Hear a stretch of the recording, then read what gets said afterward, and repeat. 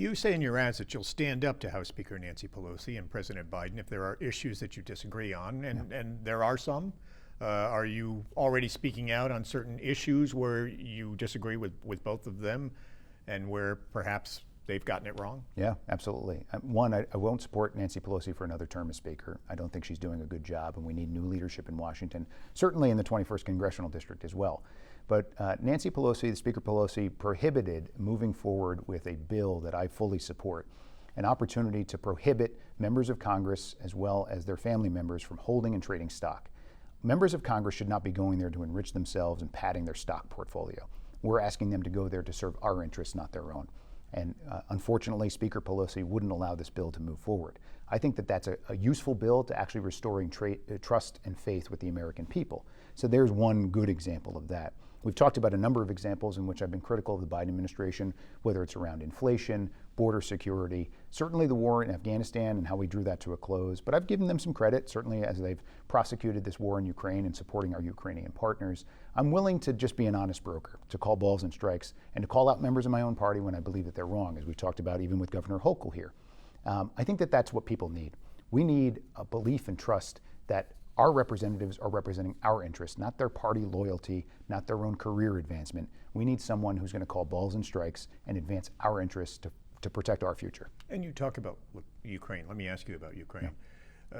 At what point, what would the conditions be for there to be direct U.S. military intervention against Russia? Yeah, I don't think we're there yet. It's certainly not a consideration on the table right now because there is not a vital U.S. interest at play. There is the support of a fellow democracy. And what this administration's done a tremendous job of doing is rallying the international community in support of Ukraine's defense with our NATO allies, our partners in Europe, and providing funding, but not just U.S. funding. We're doing a lot of burden sharing with all of those partners, and that needs to continue going forward. Many of us probably looked at this conflict in Ukraine and thought early on that Russia was going to bowl right over them, and we're going to be in a position where we're supporting a protracted insurgency. Ukraine's on the cusp of winning this battle and this conflict. It's important for the preservation of democracy on an international basis, and if America is going to stand up for democracy across the world, we certainly need to do it here in support of our partners. We also need to focus on it here at home. A federal court has temporarily put President Biden's student loan forgiveness plan on hold. Most estimates peg the cost at about $400 billion. Do you ultimately hope that it gets implemented? Ultimately, I'd like to see real changes at the core level. I'm not fully supportive of this effort to forgive student loans because I'm not sure that this it's not even a piece of legislation, it was an executive action, gets at the core of the problem. I'm not a supporter and fan of Band-Aid approaches. I'd like to really get at the core and the root issue. In this regard, we got too high education costs at the higher education level. We need to reduce those and keep those coming down. We need to make it easier for folks to go to college with grants, particularly for low-income individuals. And we need to make sure that folks who are paying student loans, as I am, I've got some student loan debt, that the federal government isn't making money on the interest rates. Let's bring those down to near zero. So there are a lot of things that I think we could be doing that don't just give sort of this concept of a forgiveness without real attachments at the core root of what the challenges we're facing at a higher education level. I'd also like to see if we are going to forgive any student loans, we should be attaching that to service in our communities. In our community, we've got many challenges in terms of workforce shortages, particularly in our rural healthcare environments. Why not attach a specific requirement of X number of years in which a doctor or nurse, a healthcare professional serves in a rural community, and then they can have their student loans forgiven. There are a lot of other common sense solutions I would rather see advanced than that particular piece of action.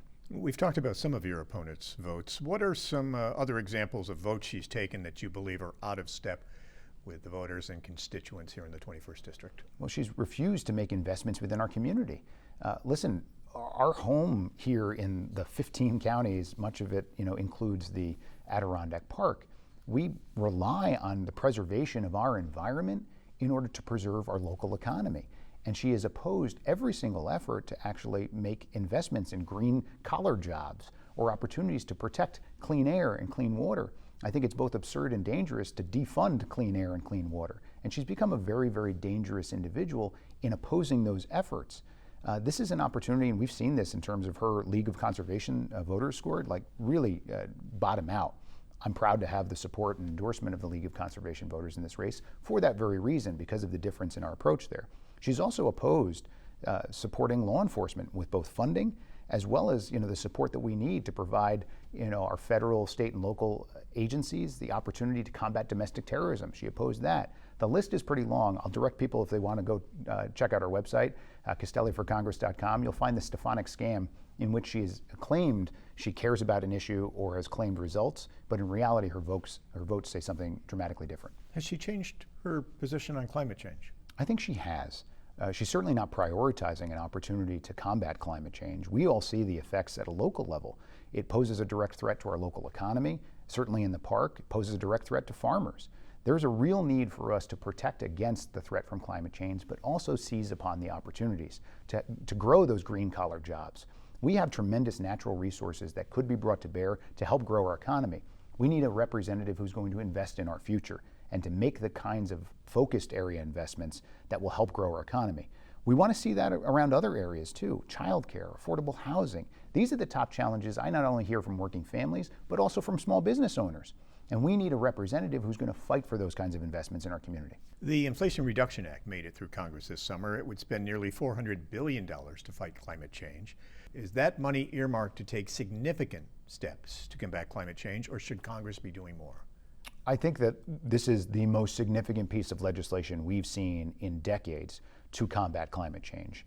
I think we should reassess afterwards what else is needed, but this is certainly a big issue for our globe and for humanity. It's a big issue for our community.